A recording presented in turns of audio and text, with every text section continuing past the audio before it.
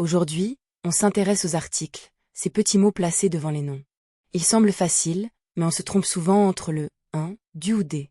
Pourtant, l'article donne une information importante. Il indique si l'on parle d'un être, d'un objet précis, ou d'une quantité indéfinie. Bien choisir l'article rend la phrase claire. À la fin de cette leçon, tu sauras reconnaître un article dans une phrase. Tu sauras aussi distinguer les articles définis, indéfinis et partitifs, selon le sens voulu. Enfin, tu apprendras à faire attention aux contractions, comme au, du et des, qui cachent parfois un article. Un article est un déterminant placé devant un nom. Il accompagne ce nom et s'accorde avec lui en genre et en nombre. Par exemple, on dit le cahier, la règle, les stylos.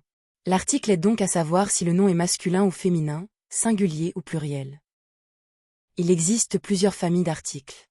L'article défini, comme le, la, elle ou les, désigne quelque chose de connu ou précis. L'article indéfini, comme un, une ou des, présente quelque chose de non précisé. L'article partitif, comme du, de la ou de elle, indique une quantité qu'on ne compte pas précisément. Pour choisir le bon article, procède en 3 étapes. D'abord, repère le nom qui l'accompagne, personne, animal, objet ou idée. Ensuite, demande-toi si ce nom est précis ou non précisé. Enfin, vérifie le genre, le nombre et le son qui suit, car elle devient obligatoire devant une voyelle ou un H muet. Prenons la phrase « Le chat dort sur le canapé ». Le nom chat est masculin singulier. On utilise le parce qu'on parle d'un chat précis, peut-être celui de la maison. Le nom canapé est aussi masculin singulier, et il est précis dans la situation. On dit donc le canapé. Observons, une élève prend des crayons. Le nom élève peut être féminin ici, donc on choisit une. On ne sait pas exactement quel élève, l'article est indéfini. Pour crayon, le nom est au pluriel et non précisé. On emploie donc des, article indéfini pluriel. Regardons maintenant, il boit de l'eau et mange du pain. On ne compte pas l'eau en unités dans cette phrase, on parle d'une certaine quantité. Devant eau, on utilise de elle car le mot commence par une voyelle. Devant pain, masculin singulier, on emploie du, article partitif. Le piège le plus fréquent concerne du et des. Parfois, ce sont des articles partitifs ou indéfinis, mais parfois ce sont des contractions. Par exemple, je viens du marché, signifie de le marcher. Donc du est une contraction. Dans je mange du fromage, du indique une quantité, c'est un article partitif. Premier exercice.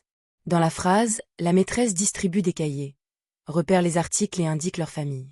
Cherche d'abord les noms, puis observe les petits mots placés juste devant eux. Mets la vidéo en pause et essaie. Tu peux répondre avec 2 éléments, article, puis famille.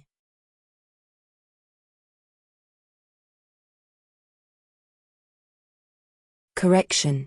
Les noms sont maîtresse et cahier. Devant maîtresse, on trouve là. C'est un article défini féminin singulier, car on parle du maîtresse identifié. Devant cahier, on trouve des. Ici, c'est un article indéfini pluriel, car les cahiers ne sont pas précisés un par un. Deuxième exercice. Complète la phrase avec le bon article. Nous achetons farine et œufs. Réfléchis bien. Peut-on compter chaque chose de la même manière? Observe aussi le son au début de eux. Mets la vidéo en pause et essaie.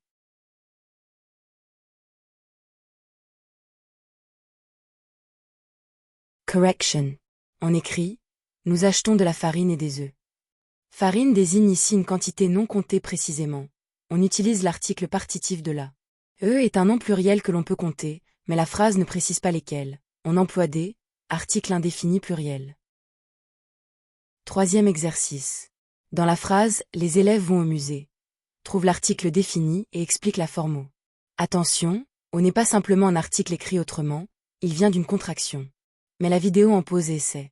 Réponds en justifiant avec A plus le.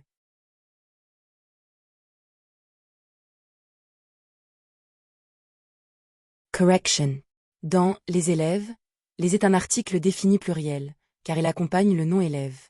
Dans « Au musée », au la contraction d'A plus le. On ne dit pas « à le musée », en français correct, on dit au musée. L'article le est donc caché dans la contraction. Retenons l'essentiel. Un article est un déterminant placé devant un nom. Les articles définis servent à parler de quelque chose de précis. Les indéfinis présentent un élément non précisé, les partitifs indiquent souvent une quantité non comptée. Enfin, certaines formes comme au, du et des peuvent être des contractions. Bravo, tu sais maintenant mieux reconnaître et utiliser les articles. Pour progresser, le plus efficace est de t'entraîner sur plusieurs phrases, avec des cas simples puis des pièges. Pour t'entraîner, télécharge la fiche d'exercice gratuite sur blog-orthographique.fr. À toi de jouer.